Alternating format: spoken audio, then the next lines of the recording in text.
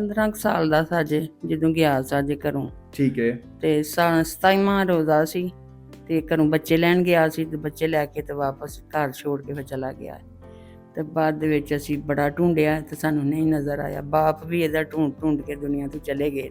ਠੀਕ ਹੈ। ਤੇ ਅਸਾਂ ਬੇਟੇ ਨੂੰ ਦੱਸਿਆ ਨਹੀਂ ਵੀ ਤੇਰਾ ਬਾਪ ਚਲਾ ਗਿਆ। ਇਹ ਦੇਖੋ ਕਹਿੰਦੇ ਆ ਵੀ ਤੇਰਾ ਬਾਪ ਬਾਹਰ ਹੈ।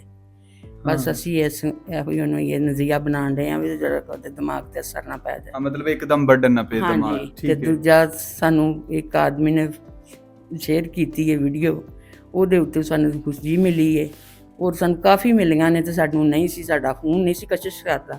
ਇਹਦੇ ਨਾਲ ਸਾਡਾ ਕੀਤਾ, ਸਾਨੂੰ ਪਹਿਲੀ ਦਫਾ ਅਸਾਂ ਦੇਖ ਲਿਆ ਵੀ ਮੇਰਾ ਬੇਟਾ ਹੀ। ਬਾਜੀ 15 ਸਾਲ ਤੋਂ ਲੈ ਕੇ ਹੁਣ 20-21 ਸਾਲ ਤੱਕ ਤੁਹਾਡਾ ਦਿਲ ਕੀ ਕਹਿੰਦਾ ਸੀ ਆਪਣੇ ਪੁੱਤਰ ਬਾਰੇ? ਬਈ ਮੇਰਾ ਜ਼ਿੰਦਾ ਹੈ।